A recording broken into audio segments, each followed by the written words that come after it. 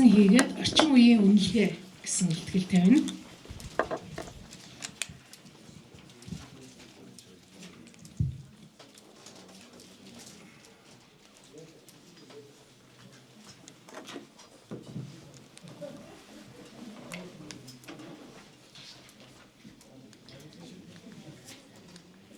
За та бүхний өнөөдрийн амгалан айлтгая. Миний өнөөдрийн хэлцүүлж байгаа зүйл бол богдохны үйл хэрэг 20-р зууны түүхэнд тусгасан хийгээд орчин цагийн үнэлгээ, үеийн үнэлгээ гэсэн юм сэдвээр хэлцүүлэх гэж байна. За 8-р богдож авсан дан бол Монголын 20-р зууны улс төрийн шашны үндэсний тусгаар тогтнолын түүхэн үйл явцын төвд орсон бэлэгдэлт бөгөөд бодит субъект үзэж байгаа. За түүний үйл ажиллагаа тухайн үеийн улс төрийн нөхцөл байдлаас нь хамааран төв бичлэгт хэлбэлцэлтэй үнэлэгдэж ирсэн байдаг. За энэхүү илтгэлтэй болвол Богдхааны түүхэн үйл хэргийг 20-р зууны төв бичлэгт хэрхэн тусгасан мөн орчин цагийн судалгаанд хэрхэн дахин үнэлэгдэж буйг архивын баримт болон судлаачдын бүтээлүүд дээр тулгуурлан харуулсан. 20-р зууны ихэнх үе болол Богдхааныг нэг үгээр тодорхойлох юм бол тусгаар тогтнолын бэлэг тэмдэг хэмээн тодорхойлж болох байд. Энэ нь бол 1911 онд үндэсний эрх чөлөө хувьсгалын дараах төв бичлэгт Богдхан Монгол улсын тусгаар тогтнолын бэлэг тэмдэг төрийн дэд субъект гэж үздэг бай. Энэ үед Оросын элчин сайдын яам болон 1911 оны үндэсний эрх чөлөөний хувьсгалын дараах төв бичлэгт Богдхааныг Монгол улсын тусгаар тогтнолын гадаад яамны архивын материал түүнд улс төрийн хүчний консенсусын төв буюу нийтлэг зөвшөлтлийн төв гэж үнэлсэн байдаг. За энэ нь бол Богдхааныг бодит улс төрийн тоглогч буюу Төвшмат тэнцвэрийн нэгэн хэсэг байсан нэг нь бол харуулж байгаа. За гадаад яамны архивын материал түүнд улс төрийн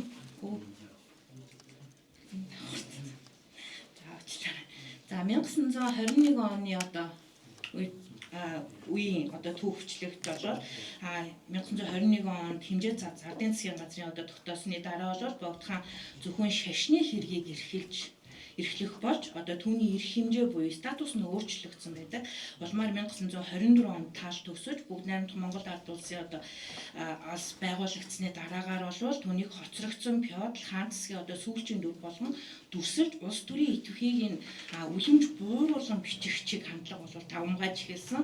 За Коминтерны архивын зарим баримтад бол Богдхааныг феодал ангийн төлөөлөл хуучны дэглэмийн үлдэгдэл хэмээн тодорхойлж 1921 оноос 24 онд төрийн бодлогын оролцоог үнгүүдүүлэх чиглэл барьж байсан юм байх магадлалтай байдаг. За 1924-өөс 80-ад он буюу коммунизмын үеийн түүх бичлэг бол үзэл суртал давамгайлсан үе гэж хэлж болох. За социализмын үеийн түүх бичлэгт бол Богдхааныг Монголын нийгмийн ангийн тэмцлийн хүрээнд тайлбарлаж ангиж намж үзлийн үүднээс болон түүхийг ард түмэн бүтээсэн гэж Богдхааныг бол үнгүүдүүлж эхэлсэн гэж үзэж байгаа. За тухайлбал бол 1911 оны Турак тусгаар улс байгууллагад гүйцэтгэсэн бодит нөлөө гадаад бодлогын чиглэлд хар шор ноёдын хамт гаргасан шийдвэрүүд Монголын тусгаар тогтнолын үзэл санааны төлөвшөлт гүйцэтгэсэн бэлгэдлийн үүргийг нь бол тэмдэглэх явдлыг нь хязгаарлаж энэ үед гаргасан ардын хувьсгалын түүх бүгд найрамдах Монгол ард улсын түүх зэрэг бүтээлүүдэд бол Богдхааныг төрийн идэвхгүй ардын хөдөлгөөнд хар шитгэд болгон дүрсэлж эхэлсэн. За ялангуяа 1940-с 1990 оны үеийн түүх бичлэгт бол Богдхааныг хуучин феодлын дэглэмийн үлдэгдэл лам феодлын ангийн төлөөлөл гэж үзэх хандлага гадаадч давамгайлж эхэлсэн. За сүүлчийн хааны улс төрийн идэвх гадаад бодлогын нөлөөг зориуд багасгаж шашин төрийн хос ёсны уламжлалыг үл зөвшөөрөх үзэл давамгайлж түүх бичлэгийн энэхүү үзэл үеийн үзэл сурталын чиглэлийн дагуу бол боловсруулагдсан гэж юу нь бол үзэж байгаа. Богдхааны түүхэн үүргийг гажуудулсан хит нэг талыг барьсан өрөөсгөл ийм баримтуудыг бол олноор бий болгож эхэлсэн. За энэ дотор нь болохоор Богдхааныг арх уух, завхарсан гэх зохиомжтой баримтууд ихээр нэмэгдсэн. За богдын одоо ордны эд үлийн зүйлсийг хувийн тансаглалд тайлбарлаж эхэлсэн тийм ээ. За сүм хийдий эд хөрөнгийг нэг хүний өмч мэтээр говьуулах, говьс одоо ийм баримтууд олноор нэмэгдэж эхэлжсэн байна. Социализмын үеийг бүр одоо тодтогоод аваад үзэх юм бол албан ёсны түүх бичлэг буюу сурах бичигт. За тэгээд богд хааныг бол феодал шарын дарангуйлагч гэж тодорхойлсон байдаг. За үнэн нь гэхээр Монгол Улсын их сургууль, за Монгол Ардын хувьсгалт намын хяналтанд дор одоо гарч байсан 1950-аас 80-ад оны үеийн түүхийн сурах бичгүүдэд бол илхэн харагдаж байдаг.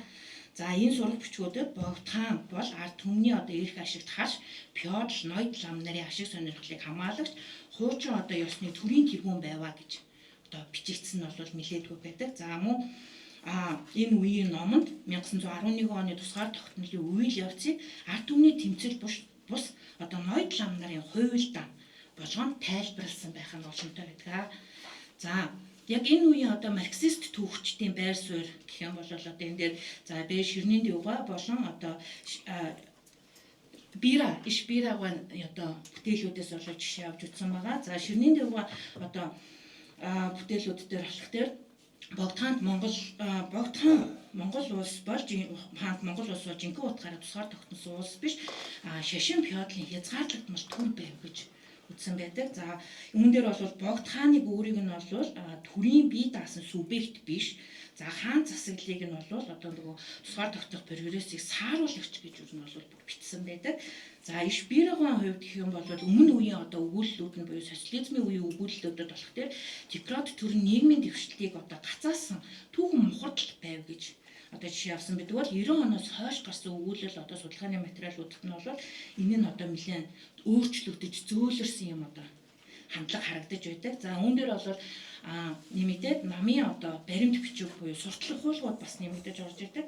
За үүн дотор бол 1920-с 1930-ад оны Монгол Ардын хувьсгалт намын баримтуудад тийм ээ богд хааны засаг болов шар феодлын ард түмнийг одоо мүлдсэн дэглэм мөн шар феодал ламын мөрчлөг хоцрогдсон шашны одоо мухар сүсэг гэсэн ийм стандарт үг хэллэгүүд бол эндээс гарч ирсэн маа гэж.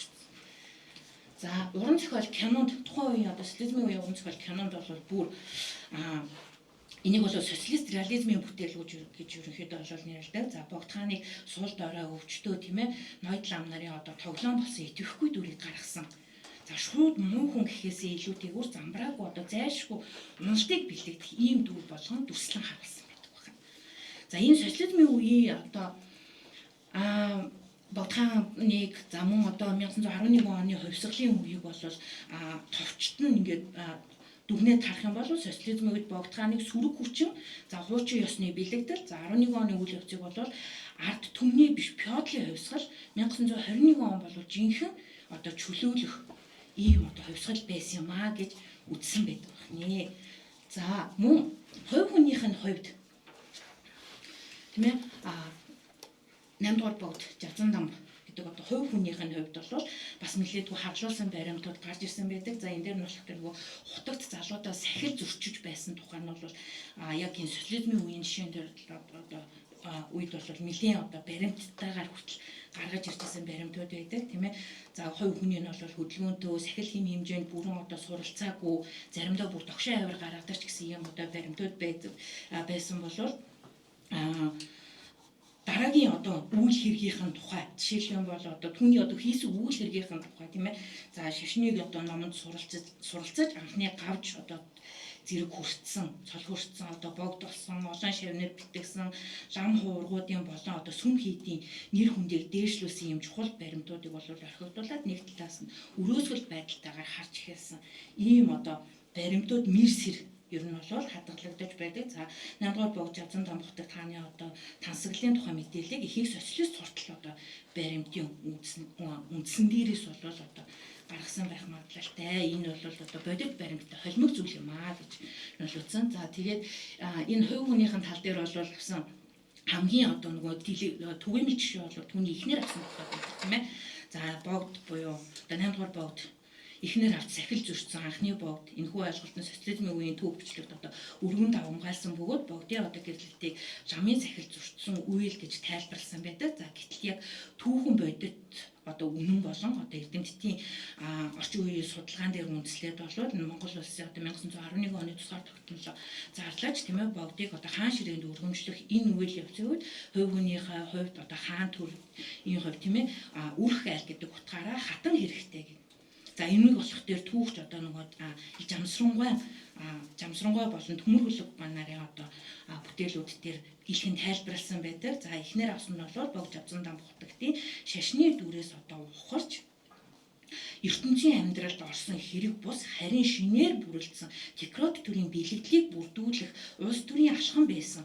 Иймээс богдын гэрлэлт бол хувь хүний нууц хүсэл бус төрийн залгамж халааны тогтолцоо бүрдүүлэх түүхэн одоо шаардлага bijээ гэж бол одоо эдгээр судлаачид бол үзсэн байдаг. За үүний дараагаар бол 1990 оноос хойш бол тэгж одоо үзэл сурталаас ангид одоо үнэлдэг буюу үзэл сурталаас ангид одоо түүхийн судалгаанууд гарч ирсэн байдаг тийм ээ. Ардчлалын одоо дараах үеийн судалгаанд бол богд хааныг Монголын одоо тусгаар тогтнолын үзэл санааг бэхжүүлсэн төр шашны хос ёсны уламжлалыг хадгалсан дипломат оролцоотой одоо лидер хэмээн дахин үнэлж хэлсэн байдаг.